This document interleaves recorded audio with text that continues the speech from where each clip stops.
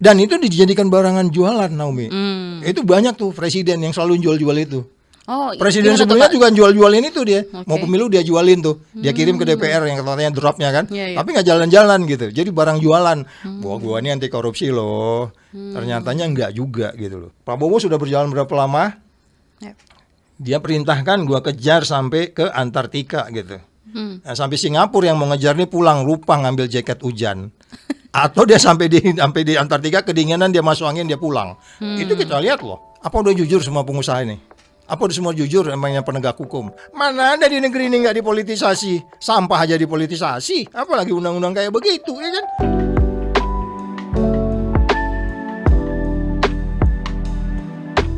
Selamat datang di Ruang Publik, saya Naomi Liandra.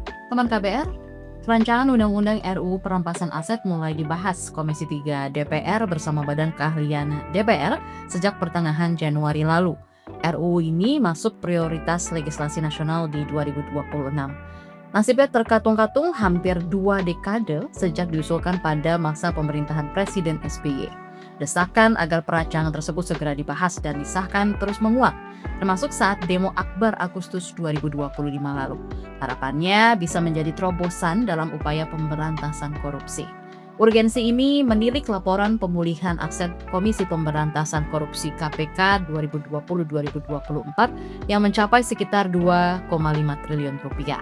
Capaian yang sangat kecil dibanding dengan kerugian negara yang pada tahun 2024 saja ditaksir 45,7 triliun rupiah.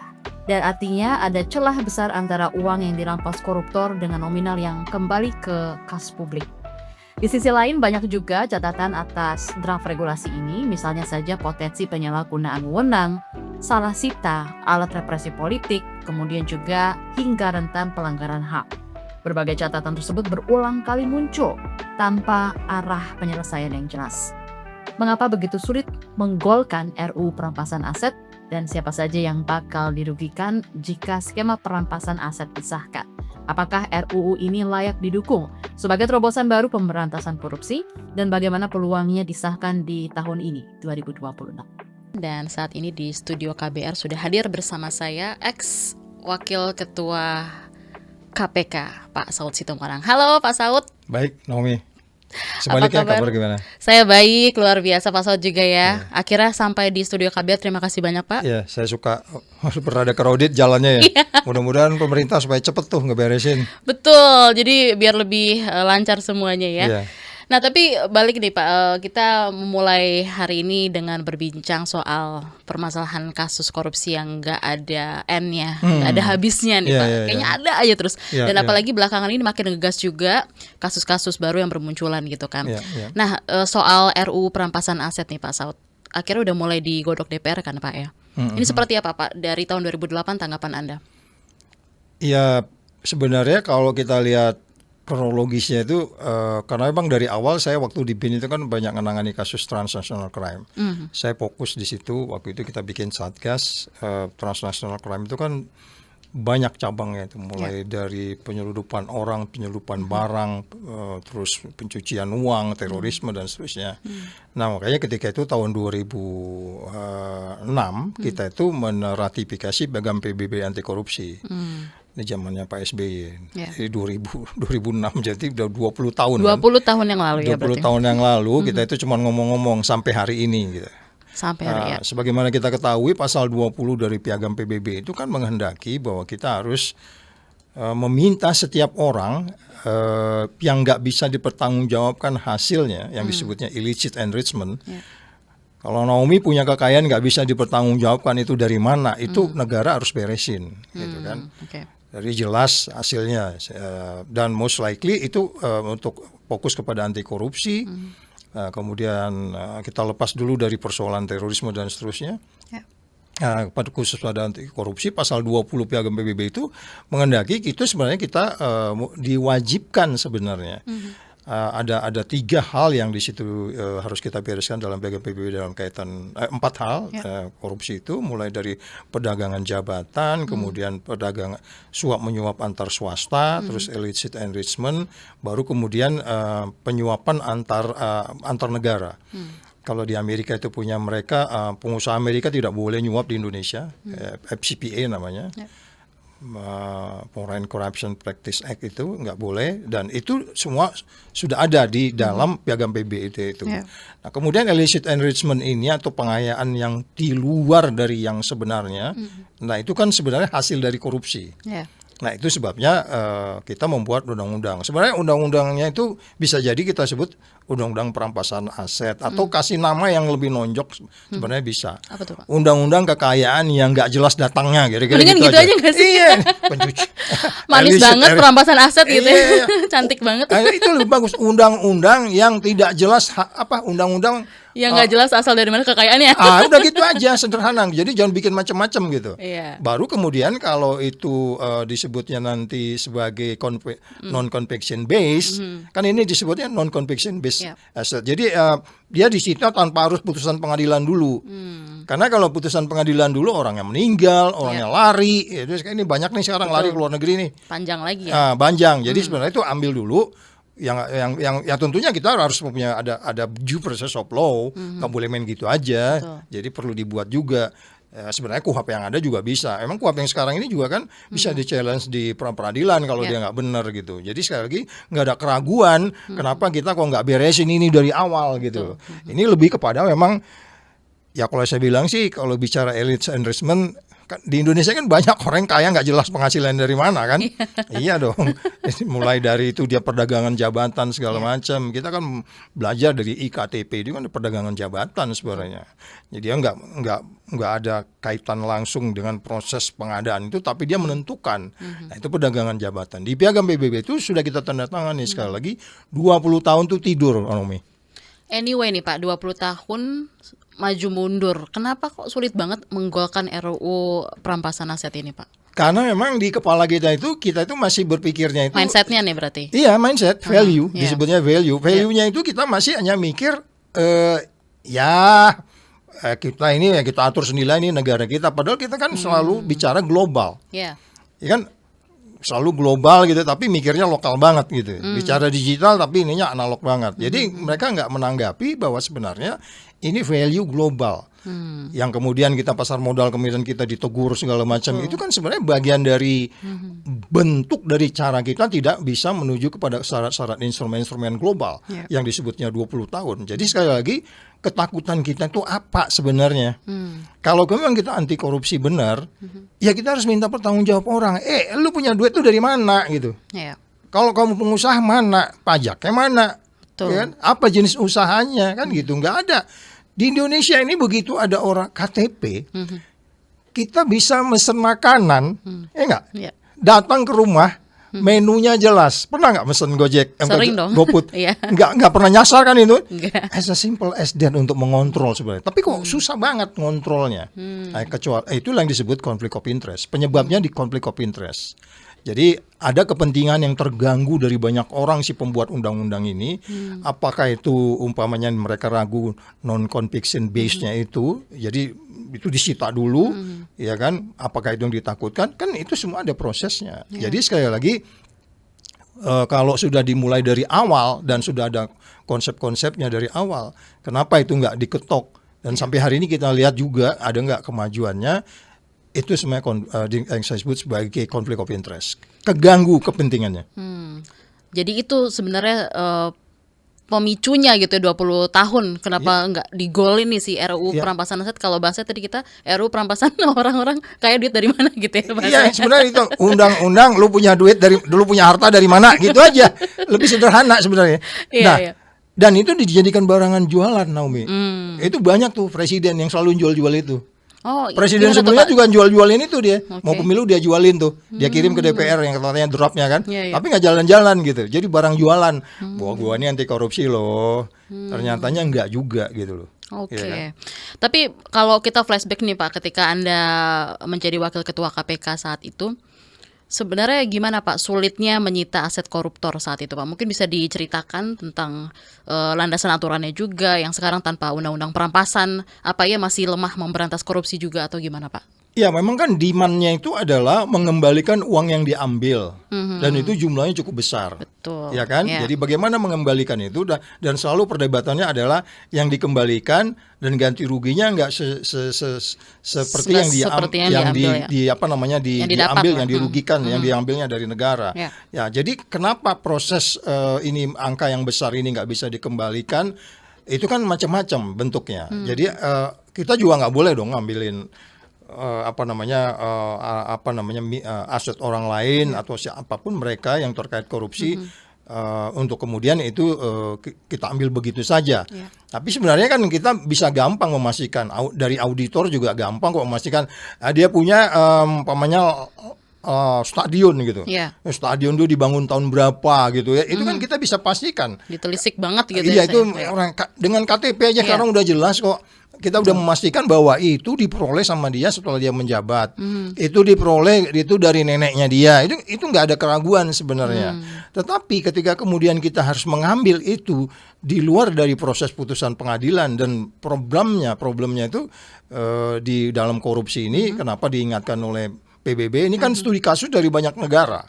Kesulitan mereka adalah karena memang harus ada putusan pengadilan lebih dulu gitu.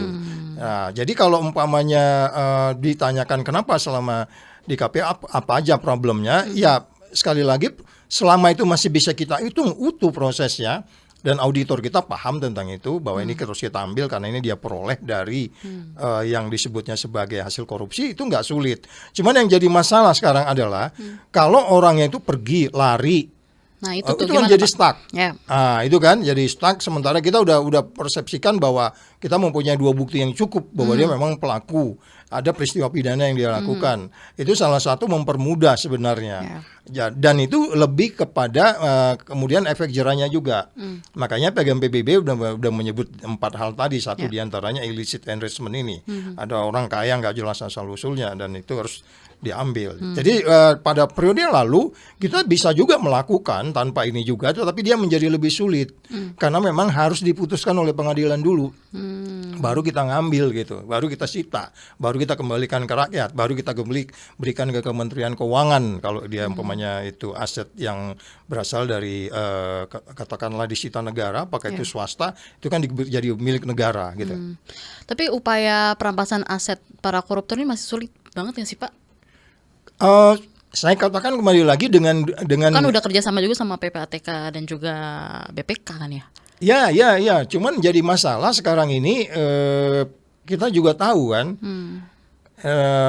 Semua pada konflik of interest sebenarnya. Ya, dan mereka punya beberapa di antaranya jadi pasien KPK juga kan.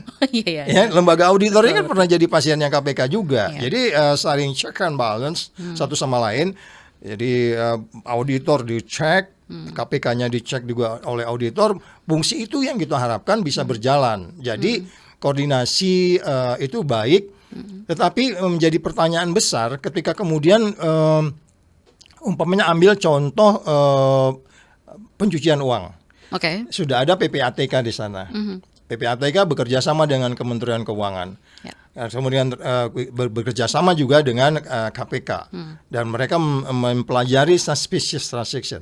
Jadi transaksi-transaksi yang mencurigakan itu PPATK tahu nih. Orang kan dari profilnya kita tahu itu kan. Dari profilnya, dan di bank juga itu ada yang namanya know your customer principle. Jadi si bank ini harus tahu profil daripada customer dia itu seperti apa. Tiba-tiba jeglok ada uang 3M.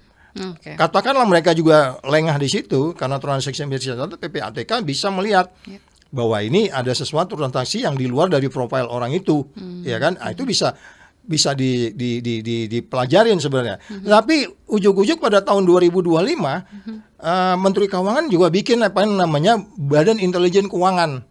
Banyak nih jadinya. Ini saya melihat ini bukan yang Naomi bilang tadi kerjasama, jadi kayak conflict of interest. Jadi seolah-olah dia ingin men-challenge PPATK bahwa gue juga ngerti nih, nggak ada lo juga bisa kerja. Jadi ini pekerjaan jadi panjang, jadi satu pekerjaan tukang masaknya banyak gitu. Ya kan sebenarnya dengan PPATK saja pun kalau memang dia mau, undang-undang sudah cukup meyakinkan dia.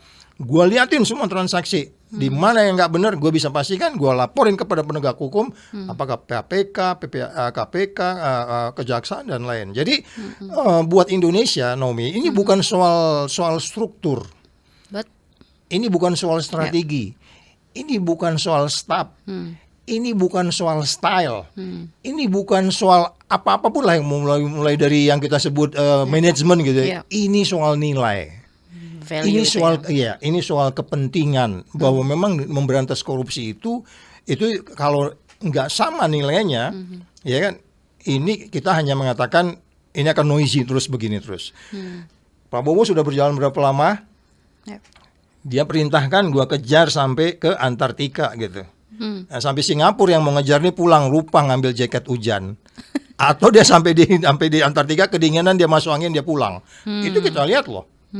Ya kan? Ada beberapa yang tahan dingin. Tapi apakah semua tim ini tahan dingin waktu mengejar ke Antartika gitu? Jadi problemnya adalah lagi-lagi nilai.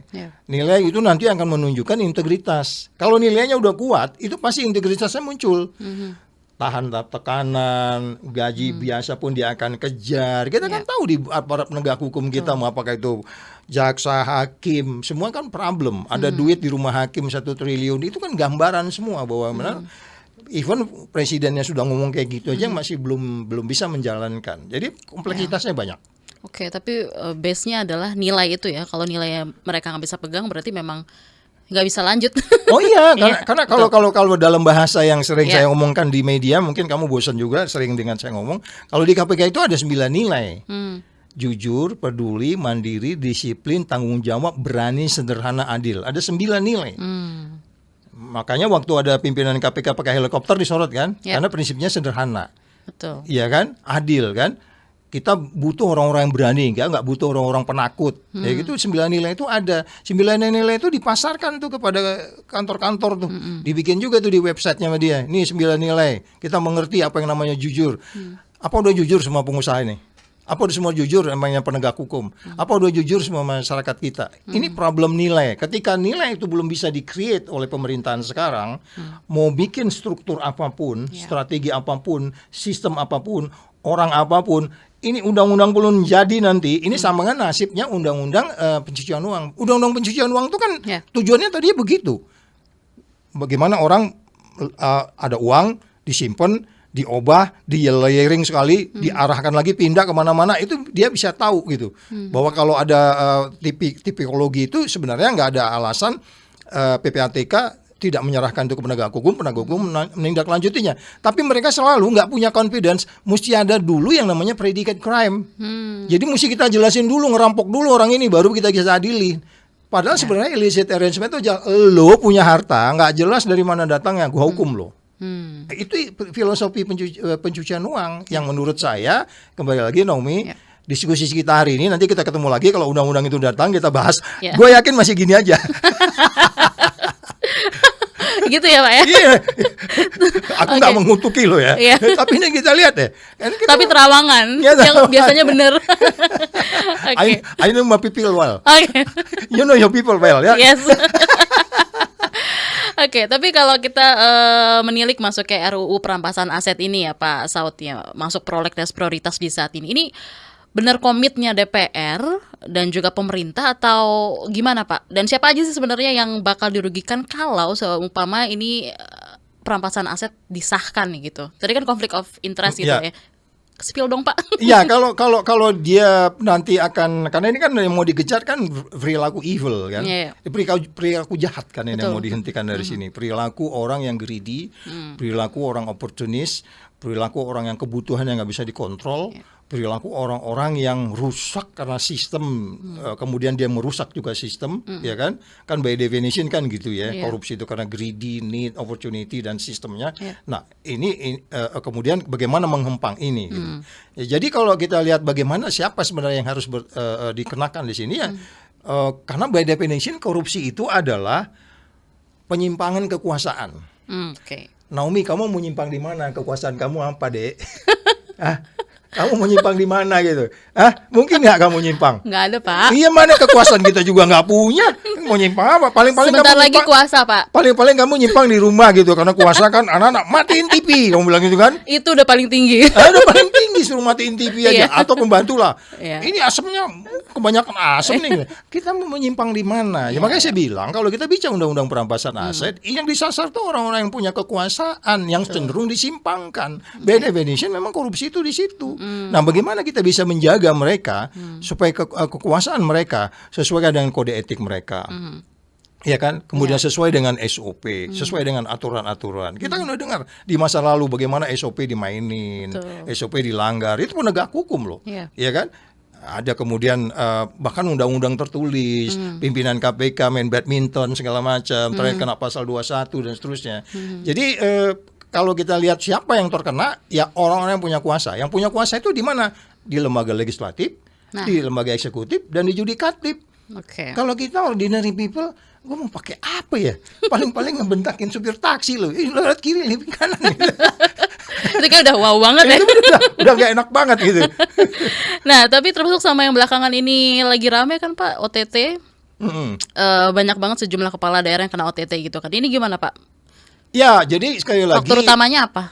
Jadi sekali lagi. Penyimpangan kekuasaan terus gimana? Ya. Jadi waktu saya di sana itu dengan Pahala Nainggolan itu ya, orang keren ya. Dia pernah kerja di organisasi internasional. Dia punya pengalaman tentang bagaimana menerapkan piagam PBB anti korupsi yang kita tanda tangani 2006 itu nggak jalan-jalan. 20 tahun yang lalu. 20 tahun lalu. Berapa puluh tahun lalu? Iya, kamu belum sekolah kali ya? Oh, saya udah kuliah Pak. Oh, udah kuliah kamu. Jadi di situ kita berdekati dari perspektif pencegahan. Bagaimana kita dekati dari perspektif pencegahan? Kalaupun kita belum bisa menerapkan semua piagam PBB itu, perspektif pencegahan itu diantaranya adalah kita mempelajari. Ini kok banyak banget ya orang DPR ini ya. Ini kok banyak ya kepala daerah ini kena ya. Ini kok banyak mulai dari kepala daerah itu mulai dari kabupaten kota sampai provinsi. Kita pelajari ternyata memang ada yang namanya di politik itu uang mahar, uang perahu, segala macam uang ada digunakan di situ. Bahkan ada kalau minjem bahasanya varietas demokrasi, kan di dunia ini ada 9 institusi.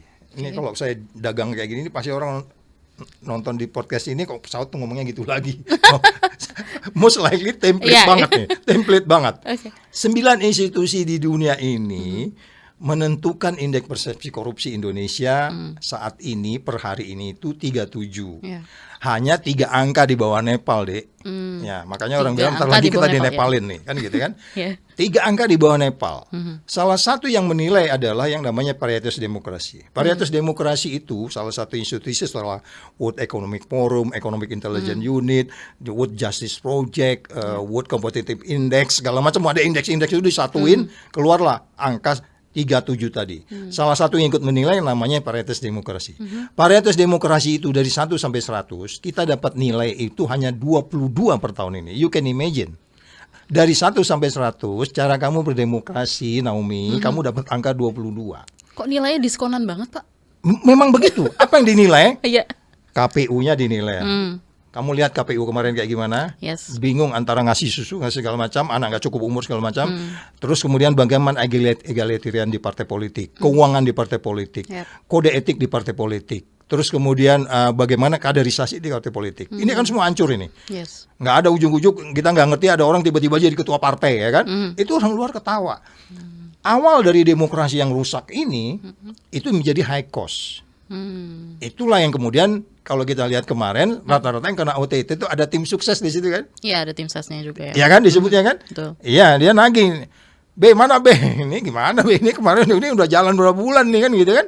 Nah, itu yang saya bilang selama belum dibereskan, ini sebenarnya pekerjaan KPU-nya Indonesia, which is ini kerjaan buat presidennya. Kalau dia memang mau keren mewariskan legacy pemilihan umum yang benar-benar membuat orang kemudian datang ke balai kota, enggak. Kalau dia gubernur, kalau dia kepala daerah, datang ke balai kotanya, dia datang antara dirinya dengan Tuhannya dan keluarganya. Bukan dengan tim sukses yang kemudian nagih-nagih ini, akhirnya APBN diambil-ambilin, terus kemudian sekarang sudah sampai ke tingkat desa. Yang terakhir itu kan desa kan? Betul. Naomi, kamu tega meres kepala desa, dia duit dari mana Naomi? Kepala desa dimintain uang. Dulu itu masih di kepala dinas loh, di kecamatan. Sekarang masuk ke bawah. Terus kemudian kita nggak mau perbaiki ini nih. Indeks persepsi korupsinya akan turun terus. Orang akan ngelihat gitu. Jadi sekali lagi penyebabnya adalah biaya ekonomi politik yang tinggi, yang kemudian itu kita belum ada upaya sampai hari ini. Dan saya nggak ngerti tahun 2026 ini mudah-mudahan kita bikin undang-undang yang memastikan, kalau dalam bahasa saya di negara-negara lain, banner itu segede koran deh. Taruh di depan yang namanya itu mall-mall kecil tuh, karena ada mall-mall itu taruh di situ nih namanya si ini, bikin yang rapi. Kalau dia umpamanya nggak bagus menempatkannya, langsung ditegur dan sebagainya.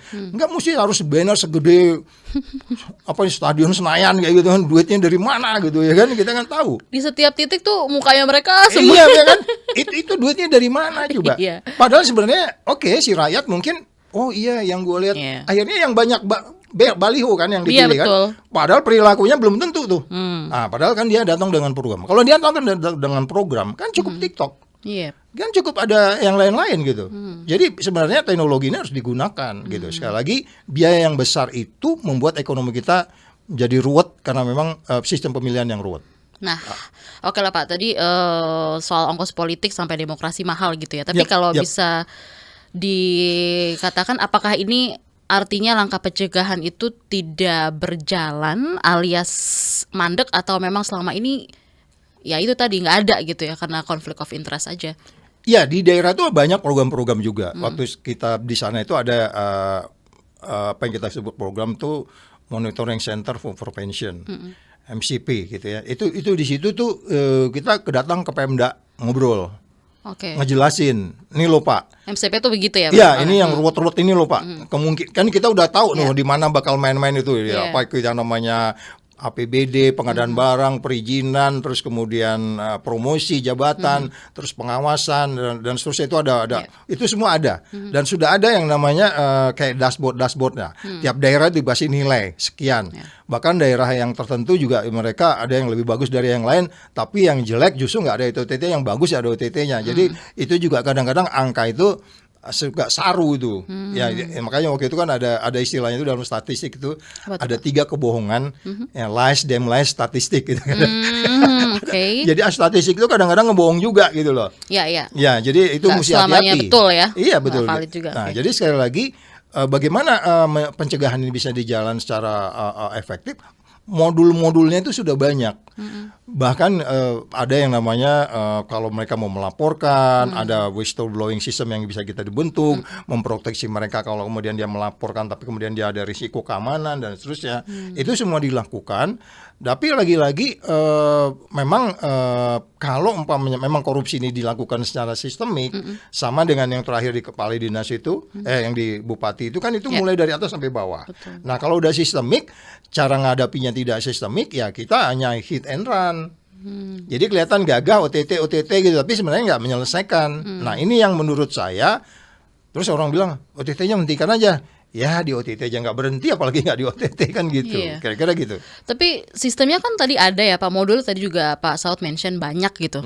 Terus apa yang seharusnya masih bisa dilakukan selain OTT aja gitu mungkin? Ya, sekali lagi kalau memang kita mau, memang ada secara undang-undang ada beberapa yang harus kita perbaiki untuk menyesuaikan tadi illicit enrichment tadi harus kita perbaiki.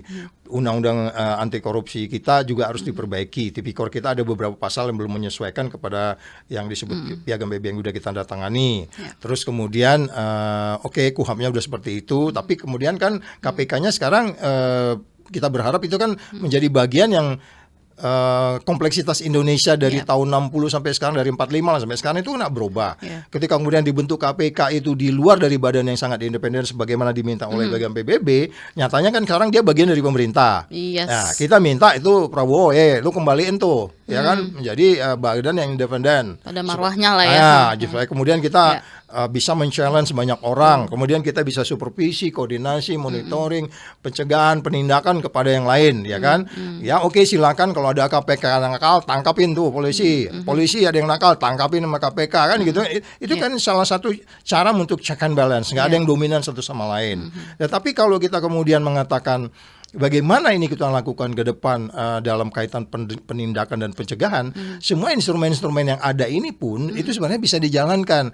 Katakanlah ya, kita ini ruwet nih, nggak jadi nih undang-undang apa tuh menyita harta orang yang nggak jelas tadi itu.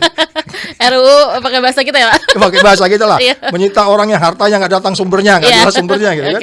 Katakanlah itu nggak ada undang-undang itu, tapi sebenarnya undang-undang yang ada sekarang juga bisa dilakukan kalau KPK-nya, polisinya, jaksanya tidak punya konflik of interest. Sekarang kan sepertinya kita kan tahu banyak hal dalam kaitan pasal 2, pasal 3. Ada kasus Tom Lembong, ada kasus Nadiem, ada kasus Ibu Ira, ada kasus yang lain lagi. Itu saya dengar hari ini saya di forward juga tuh kaitan pasal 2, 3 itu yang disebutnya terkait dengan business judgment rule, bahwa orang yang menguntungkan perusahaan justru dihukum juga karena ada konflik of interest. Ini kan proses-proses KUHAP yang disebutnya due process of law yang harus kita challenge. Nah, ini lain persoalannya integritas. Jadi banyak persoalan yang kompleks yang secara bersamaan bukan instrumennya nggak ada. Nah, ini sekarang KUHAP baru kan akan mulai muncul. Ya, sebenarnya kita lihat naik indeks persepsi korupsinya. Kalau hari ini per 37 kita lihat aja nanti. Kira-kira gitu, Nomi. Oke, berkaitan yang tadi Pak Saud sampaikan soal KUHAP baru juga kan, bahwa ternyata para pasien KPK, tersangka KPK ini katanya kalau jumpa pers tuh nggak boleh dilihat lah wajahnya gitu kan ya Pak ya. Nah ini gimana Pak tanggapannya? Bukan ini malah jadi nggak ada efek jerah buat mereka si tersangka KPK ini atau gimana? Nomi, kamu kalau mau memberantas korupsi itu nggak boleh mundur. Sekali kamu putuskan gitu, kamu terus. Di periode kami dulu memang kami nggak gunakan borgol, kami nggak gunakan rompi orange untuk dipajangkan di depan, ya kan? Karena itu banyak pertimbangannya. Apakah dalam menangani kasus itu sendiri, apakah kemudian ada kaitan dengan HAM yang katanya di situ karena azas praduga tidak bersalah. Di luar negeri pun biasanya memang itu jarang dipajang-pajang begitu. Ambillah siapa yang baru diambil dari negara Venezuela itu. Itu kan Trump nggak majang-majangin kan. Iya sih. Waktu dia dibawa ke rumah tahanan, wartawan motret, tapi nggak waktu konferensi pers dipajang-pajangin kayak gitu juga gitu. Ya, sama dengan kita waktu itu nggak kita pajang-pajang memang.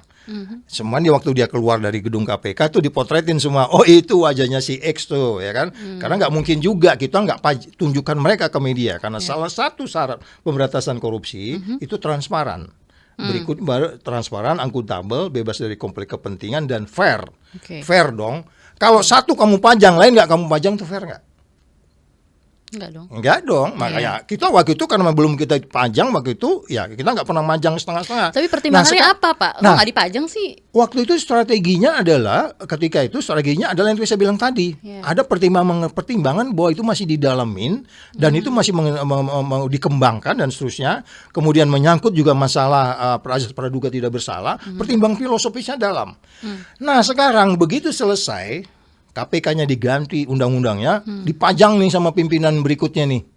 Dipajang sama dia, terus tiba-tiba tidak dipajang lagi, kan jadi mundur kan Nomi? Iya. Nah itu yang saya bilang dari awal, kamu memberantas korupsi sekali maju, kamu maju terus, pajang terus, jangan kamu mundur. Kamu nanya ini ke saya, kamu kan curiga sama KPK sekarang kan? Kenapa nggak dipajang, bener nggak? Iya dong. Iya makanya wajar dong kamu curiga kan? Karena kita udah bicara tadi transparan, akuntabel, bebas dari konflik kepentingan. Kok ini nggak adil gitu? Makanya memberantas korupsi, Anda nggak boleh setengah-setengah. Saya orang yang paling marah ketika undang-undang KPK itu diganti, itu mundur banget. Yang nyatanya memang mundur dari angka 40 anjlok ke kelasnya Nepal waktu itu 34 kan waktu itu kita dari 40 jatuh. Jadi nggak boleh mundur. Jadi saya pun sekarang bertanya, bagian orang yang bertanya, kenapa diubah strateginya? Dasarnya KUHAP baru yang mana? Ada nggak di KUHAP baru ditulis tidak boleh memajang orang yang, ada nggak? Nggak ada. Ini soal konsistensi dong ya pastinya. That's the point, Naomi. Iya. That's the point. Dan kamu nggak boleh mundur gitu loh. Ketika Anda mundur, pasti penilaian akan macam-macam. Nah, kalau maju tuh hati-hati, bertahap, berproses, terus naik nggak begitu. Negara lain juga begitu membangunnya, gitu.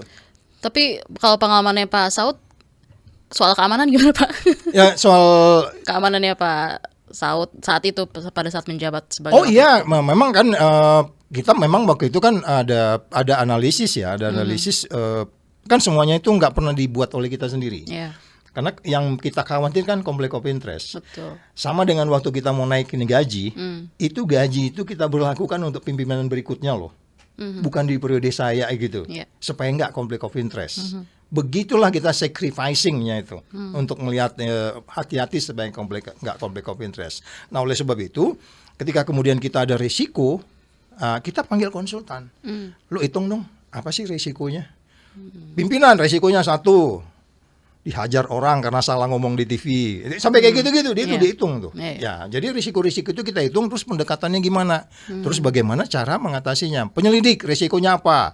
Di luar digebukin orang. Kita pernah mengalami novel juga disiram kayak begitu. Bagaimana kita, nah risiko-risiko itu dibentuk baru kemudian kita tahu bagaimana menyelesaikannya. Nah, ketika kemudian kita tahu menyelesaikannya, apa yang kita buat, apa yang kita harus lakukan, strategi apa yang kita lakukan kalau penyelidikan atau penuntutan, semuanya itu ada strategi-strategi yang dibuat yang menurut saya itu menjadi loose, itu menjadi longgar ketika KPK jadi pegawai negeri gitu. Jadi dia nggak bermanuver secara fleksibel, dia ngikutin peraturan-peraturan pegawai negeri aja, mentalnya jadi mental pegawai negeri gitu. Jadi itu sebabnya cara berdebat sama pimpinannya juga beda tuh. Jadi kayak pegawai negeri yang lain gitu kan. Dulu enggak. Saya biasa didatangin penyidik 2-3 orang datang ke ruangan. Pak Saud nggak bisa, ini orang ini harus kita tutup gede gitu. Kenapa? Karena ya ini saya lihat begini-begini. Oh enggak, menurut saya begini. Enggak bisa begini. Jadi mereka mendebat kita. Pimpinan itu di-challenge. Begitu egalitariannya gitu loh. Nah, prinsip egalitarian ini ada nggak di pegawai negeri kita sekarang? Saya mau tanya, ada nggak menteri berani didebat sama itu stafnya eselon 1, 2, 3 kalau debat menteri kan diam semua tuh kan. Monggo Pak, jalan aja katanya. Nggak bisa. Itu prinsip-prinsip yang sebenarnya berpotensi untuk tumbuhnya perilaku korup di dalam pemerintahan. Gitu Nomi. Oke. Jadi menurut Anda Pak Saud, apakah RUU perampasan aset ini layak untuk didukung sebagai terobosan baru pemberantasan korupsi atau gimana? Dengan sejumlah syarat. Apa tuh? Dengan sejumlah syarat. Di antaranya bagaimana kita bisa menjalankan itu. Ya kan? How ya, berarti bagaimana? Iya, bagaimana kita bisa menjalankan itu karena caranya kan kita udah punya way-nya, pengalaman. Ada undang-undang KPK, masih begitu juga. Ini KUHP baru dibentuk, KUHP baru dibentuk, kemudian ada badan-badan anti korupsi, badan-badan yang relevan dengan anti korupsi diantaranya seperti PPATK, ya kan? Mereka secara periodik melaporkan ada suspicious transaction, tapi saya nggak ngerti itu ya suspicious transaction atau transaksi-transaksi yang mencurigakan itu di dalamnya atau tidak gitu kan? Jadi lagi-lagi bagaimana kita bisa menjalankan itu ketika sama dengan ketika undang-undang pencucian uang itu mereka ribut.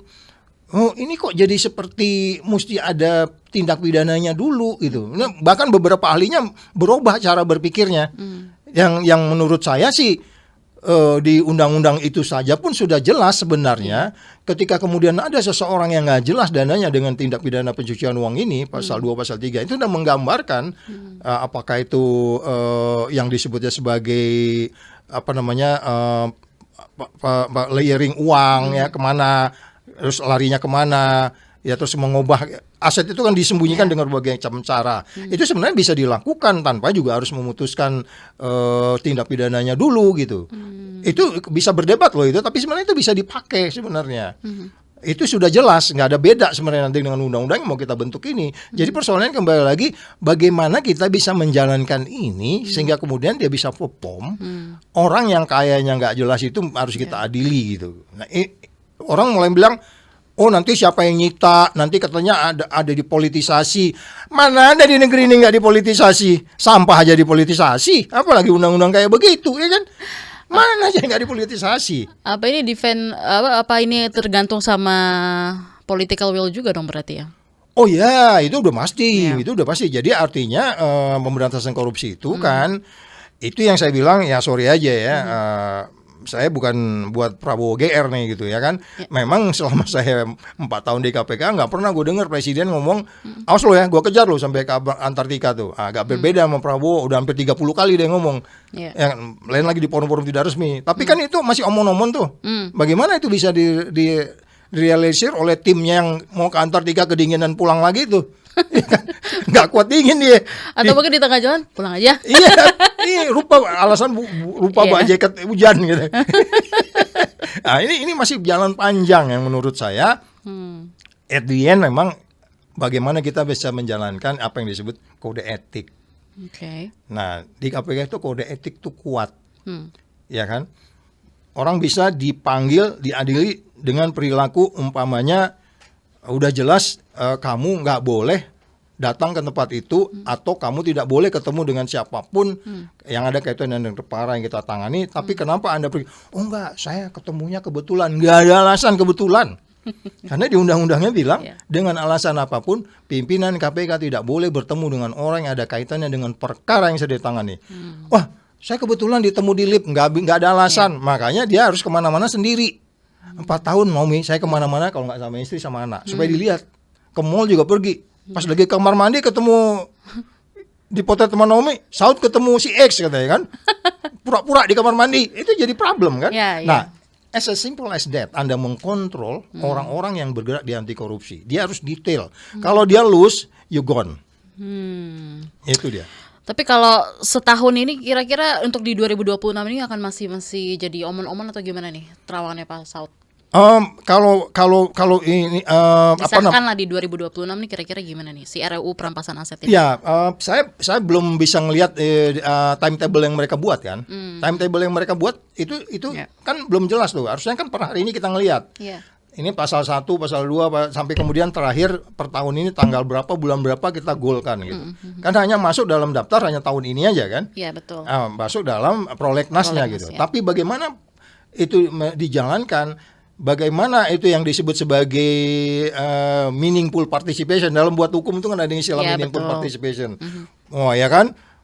Tapi begitu dibilang meaningful participation, lu jangan panggil Saud tuh yang ngerusuh aja, ngerusakannya Naomi, apalagi Naomi itu dipengaruhi Saud tuh jalan pikirannya katanya. Terus gimana kita aja? Itu meaningful participation enggak? Pasal-pasalnya itu. Nah, itu kan kita belum bisa lihat indikasi meaningful participation dalam membuat undang. Itu format yang international wide itu, bahwa Anda harus menghimpun banyak pemikiran supaya kemudian kita nggak bicara conflict of interest di pasal-pasal itu, dan kemudian jangan bikin pasal-pasal yang nggak jelas. Undang-undang kita kan sering bilang pasal 1 di penjelasannya cukup jelas, padahal nggak jelas. Naomi kan udah lihat kan, undang-undang cukup jelas, padahal nggak jelas gitu. Sama dengan pasal 2 itu, nggak dijelasin itu yang namanya kerugian negara, apa itu kerugian negara, terus kemudian jangan dibuat menjadi multi tafsir ya. Jadi itu yang sebutnya, saya selalu katakan persoalan di undang-undang kita ini, selain memang ada yang disebutnya skripta, ya strikta, sama serta, 3 hal itu. Jadi skripnya itu sering kacau, nggak strict, kemudian nggak certain gitu. Ini kan harus dibuat nih. Jangan multi tafsir kan. Pasal 2 pasal 3 itu Naomi banyak digunakan, jadi kemudian digunakan seperti kasusnya Thomas Lembong itu gitu. Ya kan. Hakimnya kan dihukum kan akhirnya kan. Ya dihukum karena memang dia nggak bisa. Bagaimana yang tertulisnya? Bagaimana kemudian yang meyakinkan benar bahwa itu tidak ragu untuk menafsirkan itu. Nah, ini kita nanti harus lihat nih undang-undang ini. Kalau masih kayak gitu juga, tapi sudah kita bayangkan pasti nanti cukup jelas, begitu pelaksanaan nggak jelas. Yang penting cepat aja, cukup jelas gitu ya. Seringnya begitu. Oke, tapi masuknya RUU perampasan aset ini kan bareng juga dengan RUU Danantara, terus juga RUU BUMN dan juga RUU Polri ke prolegnas prioritas. Nah, ini bisa dibilang buat nyenengin masyarakat yang mendesak pengesahan aja atau emang niatnya begitu? Nah, coba lihat ya dari tiga undang-undang yang Naomi sebutkan tadi, itu semua most likely itu bersentuhan langsung dengan perilaku korupsi kan? Yes. Ya kan? Per hari ini aja kita bingung tuh sekarang kalau kita kaitan dengan BEJ dan OJK ya kan, itu kan ribut beberapa hari ini dikaitkan dengan pasar modal kita. Terus kemudian bagaimana mereka harus bertanggung jawab ke publik menjelaskan itu bahwa mereka perform di dalam nilai-nilai standar internasional, which is organisasi internasional menilai organisasi pasar modal kita juga quote and quote kumuh ya kan, sehingga sakit dan seterusnya. Nah, kalau kita lihat bagaimana itu kemudian diterapkan dalam khusus lebih spesifik, itu kan beda komisi nanti ya, komisi 3 dan seterusnya. Nah, lepas dari persoalan-persoalan di komisi itu, kalau saya sih lebih cenderung coba deh diajak bicara semuanya. Jadi kalau dibilang undang-undang, mending saya jadi petani aja. Ya urusan lu mau jadi petani, lu pergi aja belajar sama Susno 2 Haji sana jadi petani gitu kan. Emang negara ini milik siapa gitu loh. Ya kan nggak bisa kayak begitu. Terus orang nepukin juga tuh rame-rame gitu kan. Jadi lucu kita ngelihatnya. Ini negara, ini negara tuh punya pribadi, itu punya siapa gitu loh. Jadi childish banget kan. Nah, jadi makanya saya bilang bagaimana sebenarnya meaningful participation ini kan kemarin ada timnya bagaimana, apa hasil yang dikeluarkan. Itu kan dalam rangka meaningful participation tadi itu. Ya. Ada yang namanya dibentuk oleh tim itu kan. Nah, kemudian nanti bila perlu di yang lain juga begitu dibentuk lagi timnya. Sehingga kemudian dan itu nggak perlu uang banyak. Nggak perlu uang banyak, bikin aja Zoom 300 orang suruh ngomong semua, itu ketahuan tuh. Naomi, ada yang namanya buku Wisdom Crowd. Kamu harus baca buku itu. Oke. Wisdom Crowd. The crowd is more wisdom than you and me, you know. Bener nggak? Yes. Iya, orang-orang banyak itu pasti lebih wisdom daripada kita berdua, Naomi. Iya. Itu makanya Banyak disebutnya- kepala soalnya. Yes, iya dong. Kalau nggak, tolong jelasin. pemikiran. Kalau manusia itu nggak ada yang sama kok. Kita punya keterbatasan, ya kan? Jadi makanya jangan lupa bahwa meaningful participation itu adalah dalam kaitan wisdom crowd. Crowd itu lebih wisdom daripada orang-orang yang di DPR Komisi 3 cuma berapa orang itu. Itu pasti konflik of interest. Cukup gitu. jelas. Oh iya, ya kan? Itu namanya. Jadi meaningful participation ini dibuat. Nah, di situ ada Pak Mahfud yang itu kemudian ada Jim Lee, ada beberapa orang walaupun dipanggil. Dan itu kan orang-orang yang punya pemikiran yang kemudian kok punya kepentingan di sini gitu kira-kira. Tapi nih Pak Saud, kalau korupsi terus jalan, indeks persepsi korupsi juga masih jelek, masih buruk gitu ya. Anda masih yakin nggak sih Indonesia emas 2045? Oh, yang bikin gua nangis dong. Dan juga dan juga zero competition ya? Ya. Oh, corruption. Kompetisi mas selalu ada ya. Iya, iya. Zero corruption. Ya, jadi memang kalau kita bicara memang mimpinya itu memang harus zero corruption. Ya. Kalau Anda tidak zero corruption, karena gini, kamu berpikir aja udah salah gitu loh. Iya. Bagaimana di pelaksanaannya? Kan ketika kita berpikir itu kan ideologi gitu, sesuatu yang ideal Iya. di situ, ya kan? Balik ke value itu tadi. Iya, zero corruption itu harus gitu, dan itu jangan dibuat menjadi sesuatu yang ya kita yang gede-gede dulu adalah Pak Saud, sama dengan di 4 undang-undang yang kita udah tangani itu tahun 2006 itu 4 diantaranya itu kan 4 itu yang baru kita comply itu kan baru 1 sebenarnya, yang lain itu belum comply, termasuk illicit enrichment, influence trading, ya perdagangan pengaruh, terus suap menyuap di antara swasta. Kalau di Singapura, ini Saud ngambil contoh Singapura, ya memang aku hidup 3,5 tahun di sana, aku ngeliatin gitu. Terus saya liatin perkembangan sampai sekarang. Ada guru naksir murid naksir tahapan mungkin supaya dia supaya dia les sama guru itu, dikasih kartu nama, dibawa pinjem buku gitu, kartu namanya itu dimasukin ke bukunya anak itu. Itu anak ngelapor, itu jadi urusan KPK-nya Singapura. Kita mulai dari sederhana itu. Korupsi itu dimulai dari yang simple. Atau kalau dari swasta ke swasta, supir forklift disuap, menyuap, supir forklift di pelabuhan disuap sama supir truk, supaya nggak ngantri. $1 satu kontainer, itu jadi masalah. Jadi jangan bicara gede besarnya. Hal kecil dulu. Iya, zero corruption. Even umpamanya kamu main gitar jam 11, Naomi, tetangga kamu keganggu jam 10, itu korupsi loh. Ya, waktu istirahat orang ya. Iya. Dan kalau kamu telepon polisi, dia datang dalam tempo sekian menit. Berhenti lo ya. Kalau nggak gue masukin lo. Nah, itu yang muncul keadilan itu tadi. Buat Indonesia kan sampah dibuangin sembarangan, nggak dihukum. Ya kan ada terlalu rumit mikirin yang besar-besar, tapi yang kecilnya aja. Nah, makanya kalau kita mulai dari yang kecil, ini yang gede ngikut. Iya. Itu mengikut. Latah. Yes. Itu negara-negara yang indeks persepsi korupsinya 80 kayak Finland, terus kemudian Singapura, terus negara-negara di Skandinavia itu mereka itu detail-detailnya sangat banyak. Bahkan kalau kita ambil Jepang, sekali waktu truk itu hanya 2 jam sekali lewat. Tapi lampu merah di situ dia diem aja kayak gitu. Iya. Diajak malah orang Indonesia, lu bilang, enggak, dia tungguin. Kalau Indonesia tuh lampu kuning bukannya hati-hati, harus tambah ngebut. Saya pernah di Medan, di lampu merah berhenti, diklasonin orang di belakang gitu. Pas lagi pulang kampung, ini gimana sih? Jalan nggak Pak? Yang enggak, berantem loh katanya. Push up gue lebih banyak dari lo gitu. Luar biasa ngobrol sama Pak Saud ya. Jadi memang untuk menegakkan keadilan, kebenaran, kejujuran, integritas, lu mesti siap perang juga, Naomi. Ya kan? Betul. Siap perang dong. Kalau enggak, ya siap perang itu termasuk diledekin orang. Sok suci lu. Soalnya banyak juga kan kalau yang kasih komentar SDM Indonesia nih memang rendah gitu. Ya mungkin dari situ juga kali ya. Iya. Jadi Kalau di luar kan ya segala peraturan ya peraturan, nggak akan dilanggar begitu kan. betul. Jadi ukurannya itu akhirnya orang itu dilihat dari bagaimana dia menghargai hukum. Beda di Indonesia sekarang ini kan dinilai anak-anak itu barang apa yang Naomi pakai kan. Mobil apa yang kamu kendarain, akhirnya kan perilaku korup kan. Betul. Di negara lain makin humble kamu, makin rendah hati kamu, itulah Indonesia yang paling sempurna di negara itu. Tidak buang sampah, bayar pajak, ramah, tidur, lampu malam kamu matiin, nggak dihidupin biar gitu. Ini rekening gua, listrik gua nggak bisa, masih ada orang yang belum dapat listrik gitu loh. Nah, berpikirnya tuh sampai kayak gitu. Sekarang pemimpin siapa yang masih bicara seperti itu? Terus kemudian kalau pemimpin yang ngomong didengar, gue belum pernah ketemu gitu. Paling diketawain, coba deh. Hah? Iya. Nunggu gue jadi presiden. Iya. Ditunggu loh Pak, beneran. Ntar gue daftar. Wah, berarti ada planning ke sana dong Pak? Ya, nanti kita bikin partai politik sendiri aja. Nah, ikutan ya? Ya, boleh.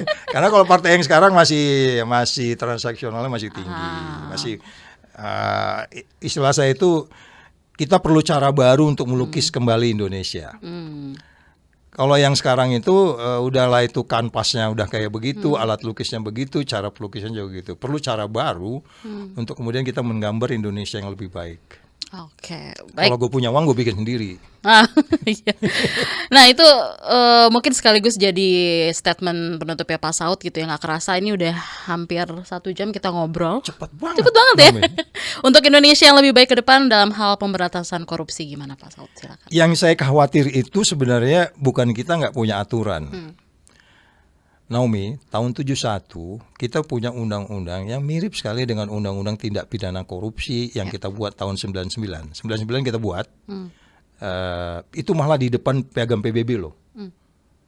Tahun 99, undang-undang 3199 itu sebenarnya pasal per pasal nggak jauh beda. Isinya tahun 71.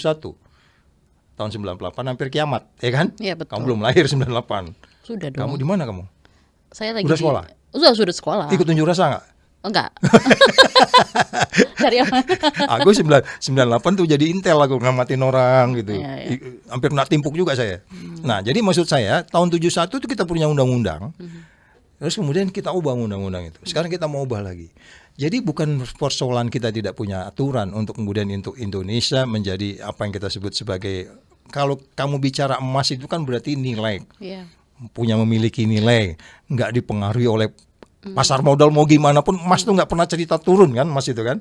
Jadi tahun emas yang kita maksudkan itulah dia nilainya naik terus, naik terus sesuai dengan perkembangan zaman. Dia nggak pernah jatuh dia. Nah kalau kita katakan bagaimana kita bisa membuat negara menjadi seperti itu, ya paling utama kamu harus membuat rakyatmu bahagia dulu dong. Kamu udah membahagiakan rakyatmu belum? Kemarin kan dibilang katanya rakyat Indonesia paling bahagia, akhirnya diketawain ternyata variabelnya beda kan, yang diukur kan. Benar nggak? Kan kemarin rakyat Indonesia paling bahagia gitu kan. Iya. Nah, jadi membahagiakan rakyat itu kan simpel sebenarnya. Masuk rumah sakit, mau dibelek kayak kepalanya, paru-parunya kayak apapun free. Uangnya dari mana Pak Saud? Banyak uangnya. Ya nggak? Sekolah nggak bayar. Ya. Makan bukan dengan MBG, enggak. Kamu merebut kasih sayang seorang ibu. Itu bukan tanggung jawab Prabowo ngasih makan, itu tanggung jawab seorang ibu dan keluarganya. Itu salah itu. Ya kan? Makanya yang ribut itu MBG itu ibu-ibu semua kan? Yep. Karena itu kasih sayang itu milik dari ibu. Itu yang memberi ke anaknya. Ibunya dikasih pekerjaan sama bapaknya, bukan dikasih makan. Orang yang benar-benar lapar benar oke. Di ujung-ujung itu masih banyak yang benar-benar lapar gitu. Tapi sekarang juga yang kamu kasih makan itu ada yang sekarang makanan dibuangin kayak begitu sekarang. Kebahagiaan itu bukan di situ. Sama dengan kita di rumah, membahagiakan anak itu dengan makanan itu overweight. Ya kan? Membahagiakan itu adalah dengan hak dan kewajibannya, bagaimana ditata dengan baik. Nah, kalau kamu berpikir seperti itu, ya Indonesia Emas itu datang dengan sendirinya.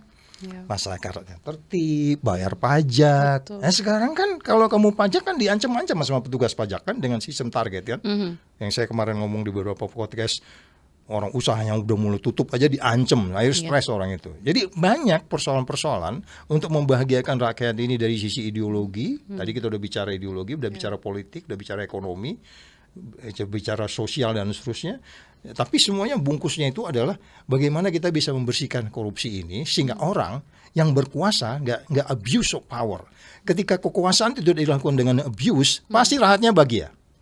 Itu pasti. Saya pernah di satu negara Pasifik. Ya. Aku nginap di satu resort. Itu di rumah di depan itu nggak sebut negaranya ya. Pokoknya negara Asia Pasifik.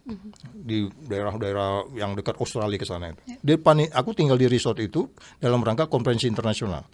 Pagi-pagi saya jalan. Di depannya itu rumah itu hanya seng didirikan begini. Seng didirikan, aku nggak tahu atapnya gimana. Begitu saya lewat, good morning sir.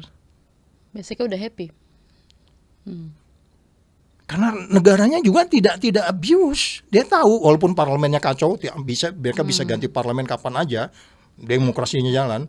Rakyatnya tahu, oh iya mereka di parlemen tuh berantem tuh, besok udah ganti tuh. Mereka berganti-ganti, Perdana Menteri bisa diganti berapa kali setahun tuh.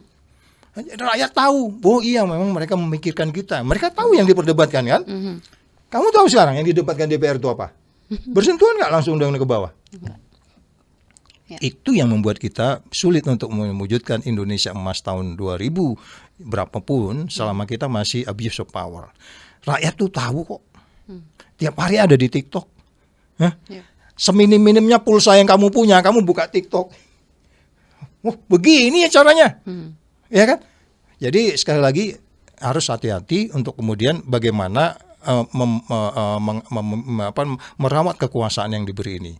Supaya kemudian rakyatnya pun percaya bahwa pemimpin kita itu mikirkan kita. Itu aja. Yes. Wow, luar biasa perbincangan hari ini di ruang publik dengan Pak Bonus dong, Saud tambah Situmorang. sejam lagi. Bayarnya nambah. Kita collab ya Pak. Oh ya, oke, boleh. Dari Dengan senang jarak hati. jauh boleh. Ya, Nanti oke. kita collab ya. Ya. Makasih banyak wawancara kita hari ini dengan Pak Saud Situmorang, ex Wakil Ketua KPK. Makasih banyak Pak Saud, semoga sehat dan nanti kita tunggu ya Pak. Tadi Ya. pencalonannya. Mudah-mudahan bisa Ya. bukan mengkarui, menjelaskan bahwa ada banyak kompleksitas yang harus kita bereskan. Dan saya terima kasih bisa dicek. Ya. Saya punya barang staf setia sama KBR ya. Yes. Ya, KBR ya. Of course. Oke, makasih. Makasih banyak Pak Ya. Saud. Terima kasih.